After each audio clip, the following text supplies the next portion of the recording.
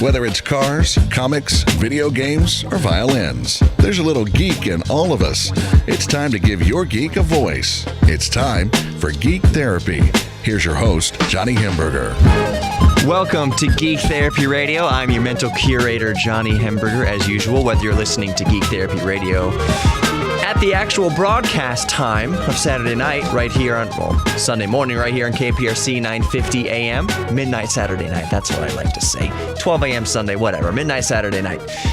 Right here on KPRC 950 AM, or you might be listening on the podcast, which I know a lot of you do, so whether it's morning, evening, or afternoon, thank you for listening. This is going to be a very short first segment because I have Matt Farah on the program today, and we recorded so much good geekiness that I'm just going to get to as quickly as possible because it was a long one, and I can't possibly fit it all in an on-air broadcast in 1 hour. So I'm just going to plug the social media: Geek Therapy Radio on Facebook, Geek Therapy Radio on Instagram, Geek Therapy Radio on YouTube. Follow, like, and subscribe, all that stuff. Geek Therapy KPRC on Twitter.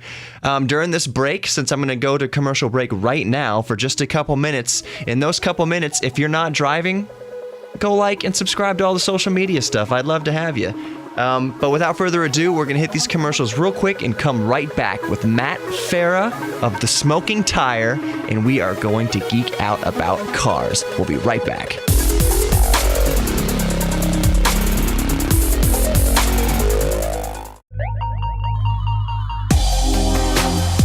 Welcome back to Geek Therapy Radio. I'm still your mental curator, Johnny Hemberger. This evening, this afternoon, or tonight, whenever you're listening to this, whether you're listening to the actual radio broadcast tonight on Saturday night, or you're listening to the podcast in the shower, as you know, you can take me in the shower with you. I'm not opposed to that. But as promised, I have the Matt Farah with me from the Smoking... Hello. Yo, what's up?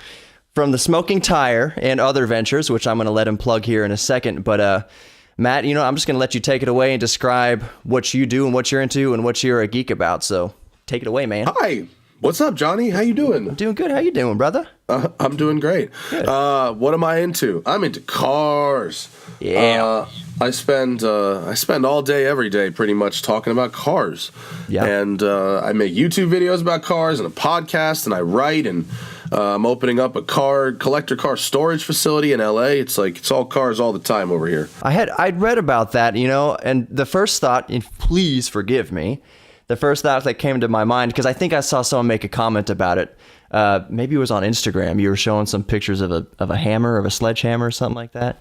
Oh yeah, my girlfriend Hannah gives me really good gifts, and so she got me a sledgehammer. So because I bought a piece of dirt here in LA, it's not actually dirt. I bought a crappy old building in LA for the price of the dirt, and I'm gonna take the ceremonial sledgehammer to it very soon, where we're gonna build West Side Collector Car Storage is gonna be my new business. Man, that's awesome. So you're gonna have a website and all that good stuff for it. Yes, we will. And right now, if you go to that site, it just says that someone bought it, and that's me. It doesn't. We got to build the building, but yeah, no. For now, it's YouTube videos and television shows and radio about cars. Right. So the garage and the website is literally under construction. Yes, both are fully under construction. Exactly. So I saw someone drawing the parallel. They're like, "So Matt, you building a garage Jay Leno style?" And I was like, man, that's a whole fleet. That's something that we all got to aspire to. Yeah, no, that's Jay Leno, is a man who has no end to his bank account. Oh yeah. And right. I've met Jay a few times. He's a great guy, and he's a true enthusiast. Jay has a warehouse full of his stuff. Yeah. My building is a business for other collectors to keep their stuff. That's a very important distinction to make. Yeah, I'm glad yeah. Yeah, no, I bought, we're going to be the first indoor 4-high stacking system in Los Angeles. Awesome. So those cool stackers it's like a Connect 4 set, but for cars? See, what I was first thinking of, I think I know what you're talking about, but, like boat marinas, they use forklifts basically to take people's boats off the rafters. But I'm sure yours is all automated. There's no forklifts running around in there picking up cars. No, it doesn't actually. It does. They don't actually work that way.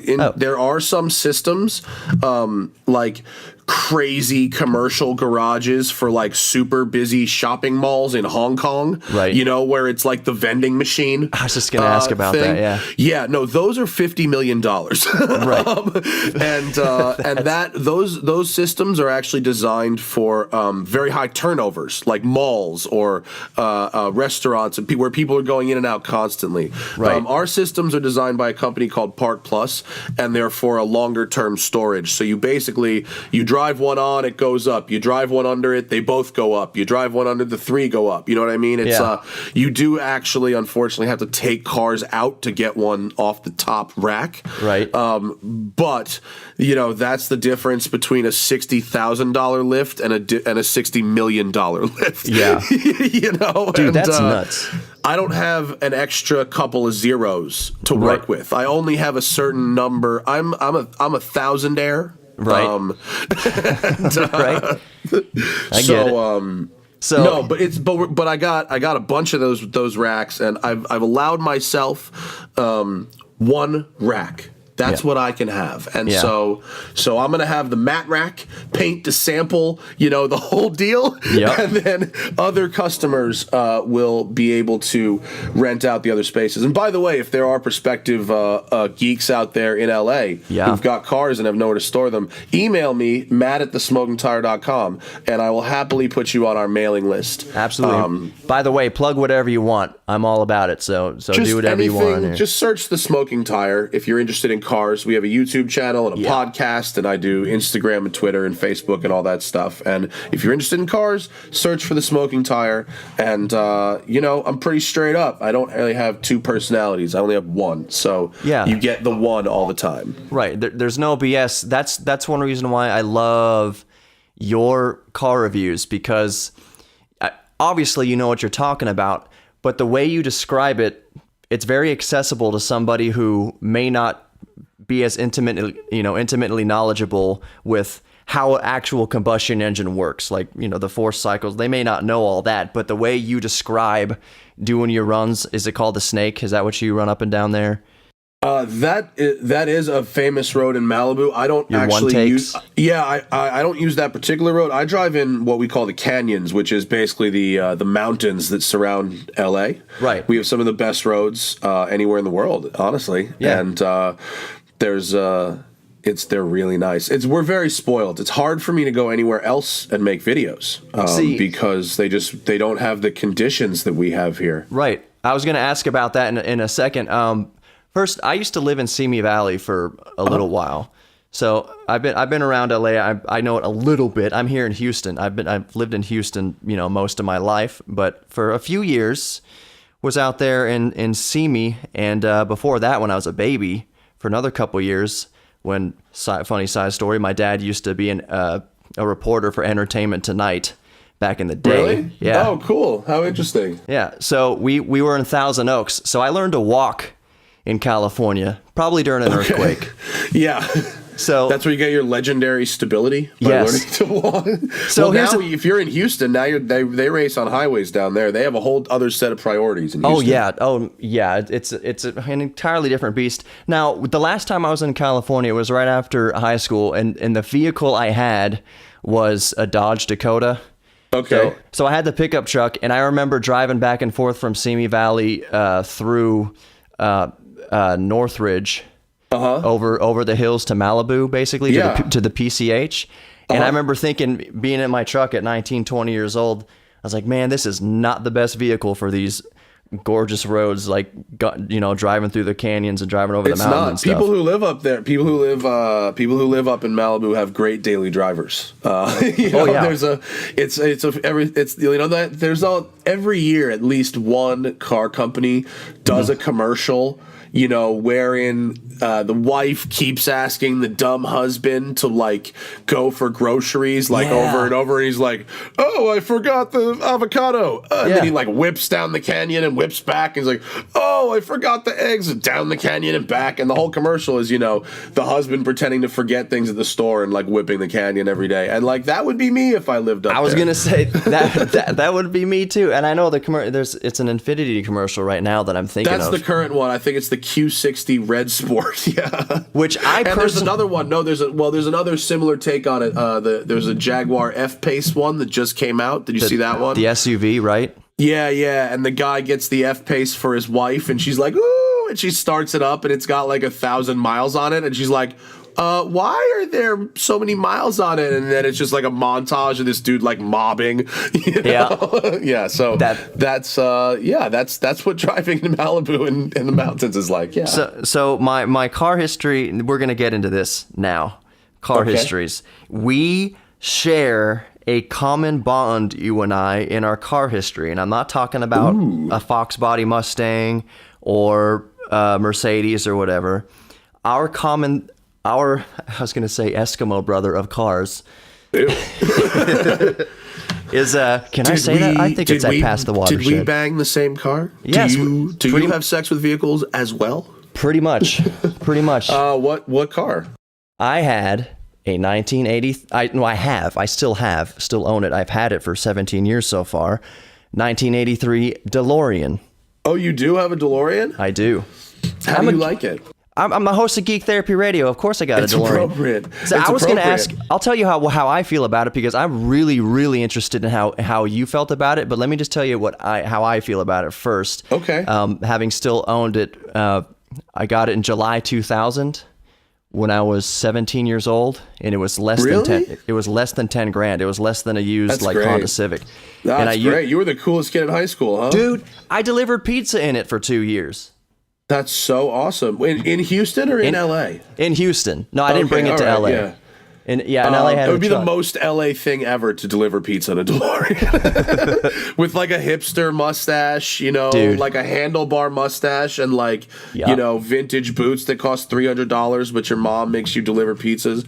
See, exactly. See, I had to start parking it around the corner from people's houses, and I would just huff it like the last 100 yards or whatever, because when I would park it in front of their house, they'd be like, the pizza guy's doing better than I am. Yeah. I was like, I don't have time to explain to you how cheaply I got this and all that kind of business. So your story exemplifies one of the reasons I sold my DeLorean. Not that I was worried about looking rich, but that everyone wants to talk about it all the time. Yeah. And unless you're prepared for that, like, you kind of seem like an if you don't want to talk about it with people, but like sometimes you got somewhere to be, like, and I got very, very, first off, I love DeLoreans. DeLorean was my first car, not my first car, excuse me. It was the car that made me love cars. Your first dream car. Yeah. And to this day, I mean, I think they're just stunning looking, especially when they sit at the correct European ride height. Right. And so, the U.S. ride height on DeLoreans is a completely other story. But if you ever wonder why some DeLoreans look like tractors, it's because of the pedestrian impact standards in the U.S. that Europe didn't have at the time. So when I got some money, it was like, I think it was my 31st birthday or 32nd birthday, and I've had saved up enough to get one. Mm-hmm. And I was like, this is it. I'm getting it. And I went through DMC. I'm sure you know Stephen Cameron Wynn very well at DMC. I've known Stephen forever. Yeah. Forever. So for those non-DeLorean nerds, Stephen Wynn owns DMC, which is they bought all the rights to DeLorean. All of it. They bought all the tooling, not the tooling. They bought all the body panels, like everything left from the company when they went out of business. Yep. He bought it. Can I drop F-bombs on your show? Is that okay? I'll beep it out. That's fine. I apologize. It's all good. And if you're ever in Houston and you're a nerd, you have to go to DMC because it will blow your mind. If you even appreciate, even if you don't like DeLorean specifically, if you're a car nut like at all in the slightest. Yeah, it's the coolest thing ever. It's really neat to go there because it's huge, and they've got racks and racks and racks of DeLorean engines and body panels and everything. And so I love those guys so much. They were so nice to me. And when they opened up a shop in California, Cameron, the son, now runs DMC in California here. Yep. My DeLorean was the first restoration they did there. That's awesome. I went to high school with Cameron. I didn't know Cameron. I didn't know Cameron in high school, but there was, after I got my DeLorean, I saw like one other one, cruising around our neck of the woods up there in Kingwood.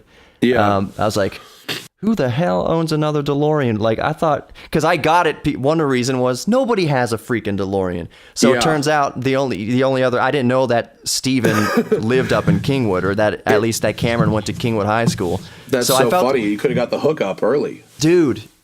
Yeah. You definitely could have gotten the hookup early. I got the hookup from them in exchange for publicity, which was very nice, although it was still an expensive restoration, my car. Oh, yeah. Here's the thing about the DeLorean is like mine was almost too nice to drive. And that's from someone like me, like that's silly. Like, it wasn't too nice to drive. It was just really, really, really nice. Yeah. And on top of being really nice, it had every single box ticked for a hardcore collector. Right. It had all this paperwork. It was a barn find. Like everything that needed to be original was original, and everything that needed to be fixed or improved or whatever was improved or whatever. Like it I don't want to use the word perfect but it was as close to perfect as you're going to find for a reasonable amount of money. Right. Anyway, and they went soup to nuts on the car. Right. We'll wrap up the segment with this, what we're talking about right here. It's going along the thread of what you're talking about. Your initial, I saw the video after you got the DeLorean back from restoration, and one of the things I adored about, which yours was an 82, right?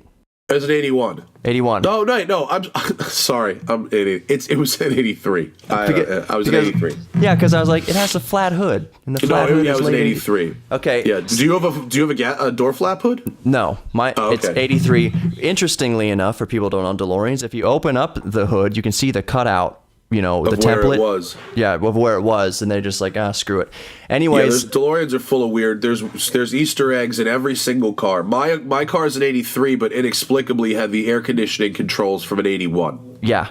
It was never replaced or anything. I have all the paperwork. Like, it was like that from new. It was so weird. As I understand it, the 83s were basically they're basically the rejected 81s and 82s that they kind of, like, for whatever reasons, they couldn't ship out. They just kept them in the factory, so they went back over them and kind of refurbished the parts and fitted them with like the newer, like, fixed parts that they learned their lessons from with the 81s and 82s. So the 83s were pretty good, but they were a hodgepodge of.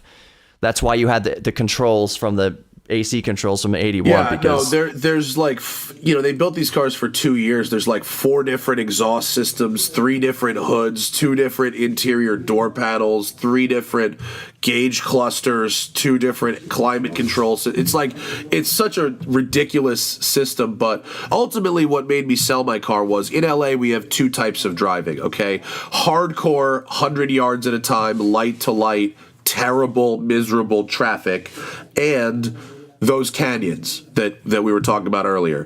The DeLorean is good at neither of those things. It's good at cruising. It's good at going exactly in between those 2 things, such as the conditions that you have in Texas. Right. Now, in Houston, a DeLorean is a lovely cruiser. Lovely cruiser. And if I lived in Houston, or if I lived in, anywhere that didn't have such a black and white difference in driving conditions like LA, the DeLorean would be a lovely car to own. But in LA, it's horrible in traffic, and it's horrible in the canyons because the chassis just isn't very good. And actually, it wasn't the power, it was the brakes. The brakes are excuse me again, the brakes are horrible. And so, because I didn't like driving in the canyons, and because I didn't like driving in traffic, and because I don't have unlimited storage space yet, it did have to go. And it was so nice. I learned a lesson. My friend Patrick did a painting of it, and the painting is hanging over my bed. Right. And the satisfaction I get from owning a DeLorean and the satisfaction I get from the painting of my DeLorean are exactly the same. Really? Yes, 100%. I look at the painting every day and I go, what a pretty car. That's a beautiful car. And that's what I like doing with the DeLorean sitting in my garage. I would go down there when I went to get another car and I'd look at it and I'd go, this thing is cool. I do the same thing. I open up the garage and like I said, I've had it for 17 years. And the feeling of when you open the garage door each day, I'm going to cuss here because I'm already beeping stuff out anyways. Open the garage door and it almost catches me by surprise. I say, yeah, holy that's a DeLorean. Yeah. Like every single time. It still captures that. Matt, let's wrap this segment up and then we'll move to another segment so I can keep things keep them separated. Yeah. Because there's one more point I want to bring up about your DeLorean in particular that I will in the next segment. But geeks, stay with us. The conversation is getting nerdy. Getting dirty. I was gonna say sexy, but one way it's all the same. So geeks, stick around. I'm talking to Matt Farah of the Smoking Tire, and I knew once we touched on DeLoreans if we were gonna go for a while on it, which is perfectly fine. But stick around. We'll be right back.